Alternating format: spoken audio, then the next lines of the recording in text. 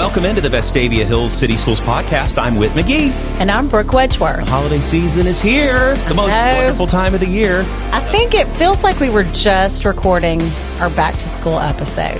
And now we're, a full semester in. So when it was 105 degrees in the shade. Right. And yes. Now here we are down in the 30s. So that's right. It's really something. You got any big plans for the next few days? We have a nice break coming up. So yes, I'm excited about the break, ready to enjoy some time with family and relax and not do too much. What about you? Good. Well, hey, same here. So our daughter, of course, 6 years old. So this is like peak season for her, right? I mean, Christmas is it. It's a big deal. Right. So we're super excited. I love the traditions that our elementary schools do around the holidays, too, with a lot of the shows, a lot of the things that students do and that they do for students. Just a really wonderful, very festive time.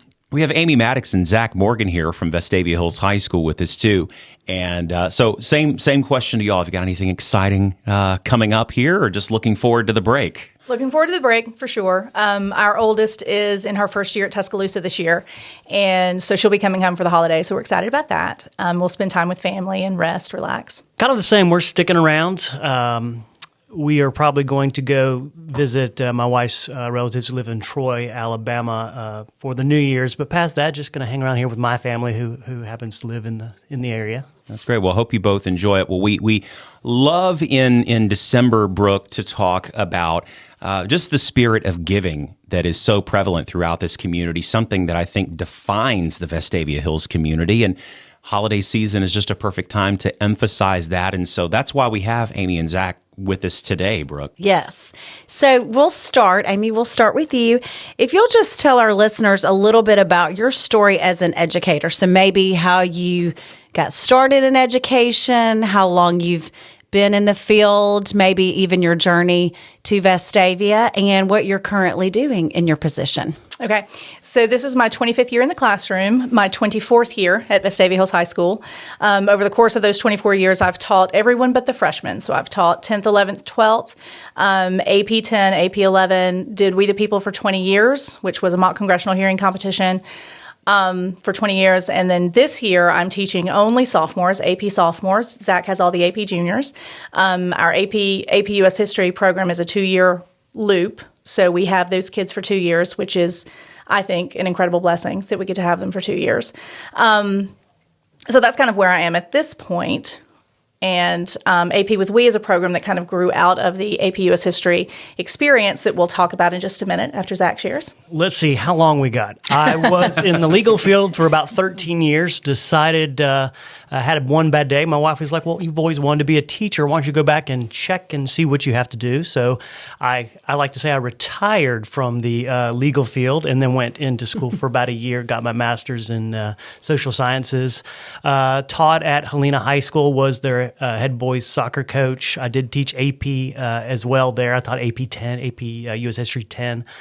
Won them a state championship and then moved on over to Vestavia, where I kind of like Amy here. I've taught pretty much everything, including AP, world history, all the way to government and econ. So I've covered the basis, and now Amy and I are tackling the AP U.S. History exams this year. Go along with our AP with We. Well, it's clear that both of you, something that I've always noticed in just my interactions with both of you is just how passionate that you are about what you teach and about how you're investing in students. And so the reason that we brought you on today is because y'all have come up with a pretty fantastic way to pour into the students as they pour into the community, and it's called AP with We Service. Did I get that right? That's correct. So tell us about what that is, where the idea for this came from, and what you just sought to accomplish with this program. So I've been teaching AP U.S. History since it was about my second year at the high school. I took over for Sue Lavoie and Suzanne Brock, so that's how long I've been here. And so I've always loved AP U.S. History. It is just the thing I love to teach the most. And this opportunity, I actually went to a workshop for College Board 4 summers ago. It was pre-COVID, so about 4 summers ago. And this was a program that I had already seen on their website. I actually met with Dr. Freeman about kind of how we could make the most of AP for our students, because we are an AP-focused school. Like our highest achieving students, that's what we do. We do AP. We don't do IB. We don't have like other kinds of programs. We do AP. So was looking at what AP offered beyond just curriculum. And at the time, they had a partnership with Project Lead the Way. They don't have that anymore. But they had this partnership with We Service, which was a service learning component. And so College Board was kind of growing the program. And when I went to the workshop that summer, I went to one of their breakout sessions on We Service. And they partnered it has to be an AP accredited course, but then you partner We Service with that course. So most of the courses that they were working with then were Spanish, or they actually had an interesting statistics program that they were doing. But I walked away from that workshop knowing this is something that we could do. And at the time, it was just pre-COVID. And so the first year that we did it, it was the fall. We launched it the fall of 2019 and then into that COVID year. So getting any project done was kind of impressive that the kids were able to get anything done that year. Then we didn't even try to do it the next year. And so by then, Zach had kind of gotten on board, and we're really still building the program. But the way the program works is if the students, it has to be curriculum-based. So you have to tie the service learning component to content, which works really well for U.S. history because we can tie it to Jacksonian reform or progressive era reform. It's just so easy to kind of fold that into the curriculum, which we do. But then they have to do an active service project. The service learning component for our students is not required. It is completely optional because our kids do so much that I would not have required it. It is optional for them. But for those kids who want to do it, they build a program, and I'll talk about the program in a second. But then they have to actually do written reflections, written curricular connections, where they explain how this is connected to the pattern of reform in U.S. history. And then they also, We Service requires through the College Board curriculum, requires that they make local connections and global connections through their project, which I think is really powerful. And it's that local connection, which is how we kind of chose the project that we chose, that we've been doing for the past couple of years. And just to piggyback off on that, when we bring this up, and when I was first brought in to teach AP U.S. history, Amy came to me and said, "Hey, we're going to do this. You don't have to do this." Wow. But then my students heard what their students were doing and said, "No, we want to do that as well." So I got my I did a really crash course on it through Amy and said, "Okay, let's go ahead and do this. Let my kids, if they want to do it, once again, go ahead and hop in." And so that's kind of how I got on board. And of course, we've been going full force. And even though I have the 11th graders, Amy is obviously helping. Excuse me. Mm-hmm. And then vice versa. It's a team effort. Yeah, exactly. So when she'll get the 11th graders next year, I'm right there behind her, whatever she needs. And so we're like you said, we're just kind of, in this last couple of years, and this is kind of what we're explaining to the students now is we're still branding as the word we're using, because it's like we want to be known for books. If you want to give away books or donate books, you can give them to Vestavia because Miss Maddox and Mr. Morgan will take them. And we'll even send kids to go get them if you really want to. So, I think it's a great service, and especially dealing with the history that we have, especially the books going to the Black Belt. I mean, there's so much history there that they can write about that it blows our mind. Mm-hmm.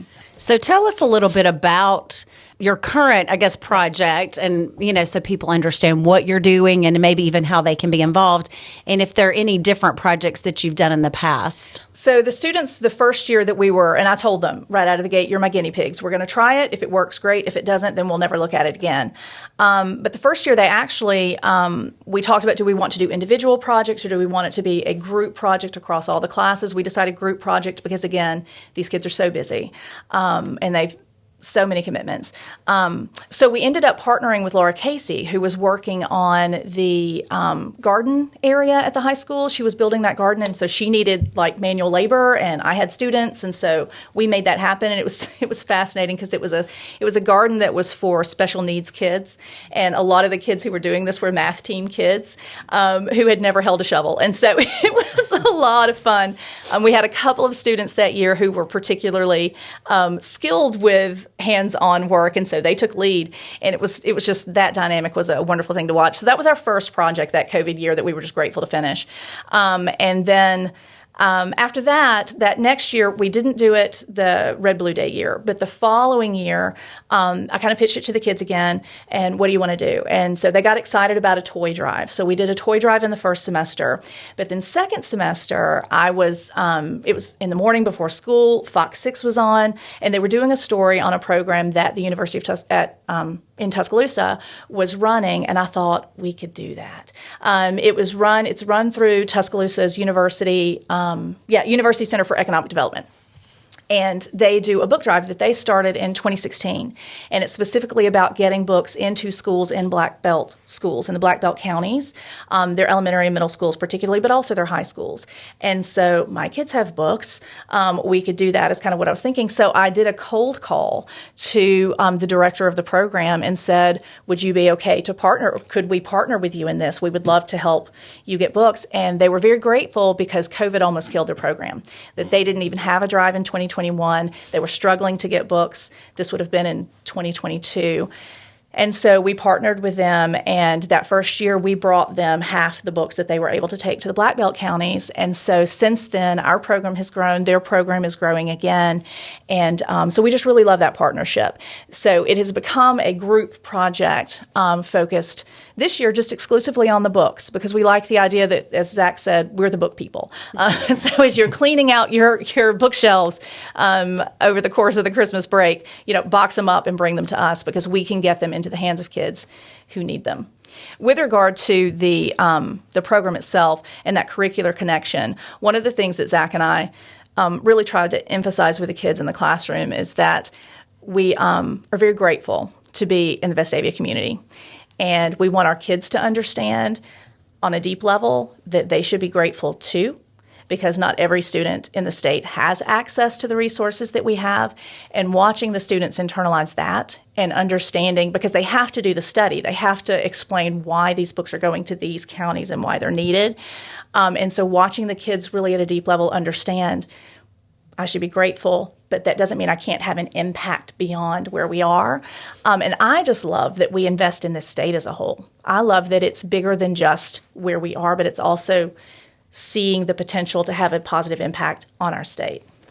And when we deliver these books, these last 2 years, these kids get to sit in, the big conference room and get to hear from the Center for Economic Development, those people that work in these counties every single day, and just tell them what you guys have accomplished and how amazing that is. And these kids just ask a lot of questions, get a lot of info, and just really absorb it and just really do enjoy it. Like Amy said, I think it's really great for perspective to see, yes, what we should be grateful for, and to see that you can impact, other communities, kind of getting outside of your own area and really giving back. So the kids also find out talents, like Amy was talking about with the planting, that, some of them know what they're good at. Some of them are kind of getting better at things. And we were just joking that, they're learning marketing, they're learning communication, and some of these things are not their top suit. They're just not used to it. But you see those students that are and kind of pick up on that and realize that, hey, I'm pretty good at this. And I can take this to the next level. So that's other things that we see, especially when we reflect back on and go, what could we have done better here? And a lot of times the students will come and tell you what they think, especially afterwards. I think we should have done this, and we'd go, I agree with you. I agree with you on that. Yeah, the degree to which I have learned how to wrangle the cats as we're trying to get them to do something, but also the marketing and the communication. It's in watching the kids develop these skills. It has been a joy. It really has been. I'm so fascinated by all of the different things that are touched by the work that you're doing in this program. Certainly, U.S. history being a significant component of that. Of course, thinking about Alabama history plays a very critical role in America's history.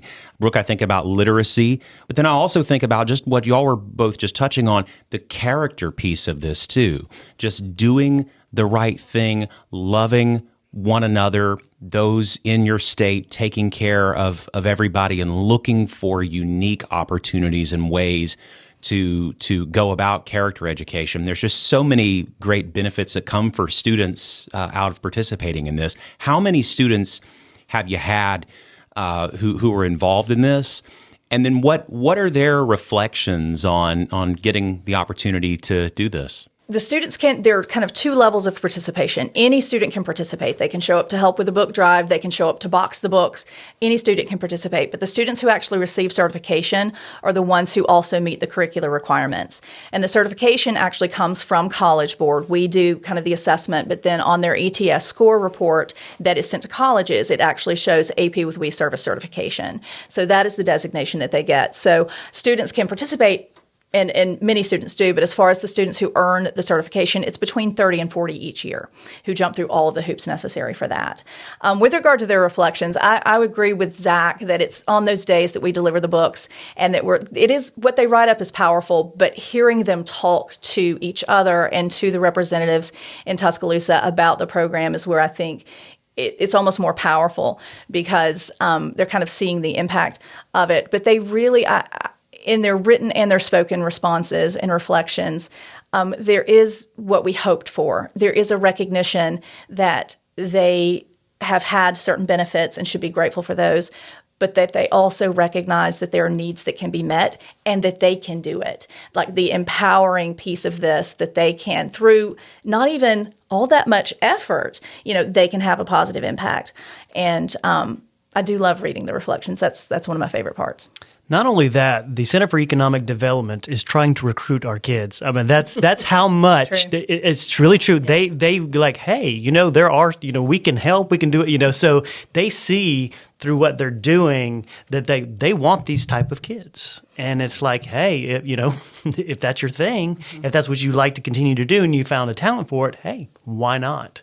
But yeah, they definitely try to. They do. They have an internship program it's paid work study on the campus, and they've told me, hey, let your kids know. And so I've actually, the kids that I know are in Tuscaloosa right now. I've told them, hey, if you really loved this, then when they're hiring, you need to look into that. You need to go find them.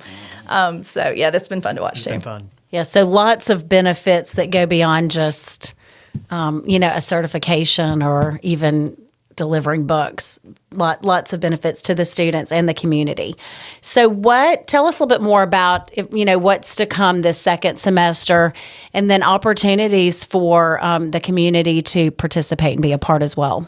So, talking about marketing communication, especially in the fall, with some of the committee members, they've created their own little committees, marketing, communication, and whatnot, that we've kind of helped them wrangle up. Speaking with those guys, it was one of those that I said in the spring it's a little bit different because usually in the fall and winter we can kind of hop on some of what the city is doing. There's not so much in the spring, so it's kind of on us, which is a good thing because that means that we control what we want to do. So throwing things out there, there's different things from they're like, hey, can we have a book drive in our neighborhood? Like if I ask my mom to put something on the Facebooks or the next door and say, I said, yeah, there's nothing that says that you can't do it. You can bring books anytime you want, 365 days a year, we will take your books. Also, they talking about, drop-off days. Like I told them, we explained, how hazardous waste days work in cities. They say for, about 15 days, they give you this, hey, on this day, we're taking these. I said, why don't y'all think about doing that, a book drive day, and set up at all the high school and then the middle schools, and just say for 4 hours, we're going to be out here, just drop off your books. I said, maybe you guys can have a pickup service. I said, there's all these different things that you guys haven't really thought about or could think about how simple it would be, and you would spend, maybe 4 hours on a Saturday doing. The community has been incredibly supportive of this.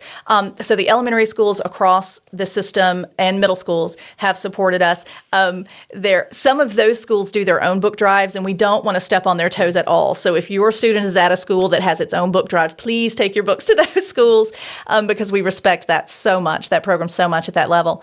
But if not, then yes, we would gladly take your books. And then in the spring, we will have a calendar of events, drop-off sites. We will probably do a coordinated day throughout the community that will have drop-off locations, Liberty Park, Cahaba Heights, and this side of town.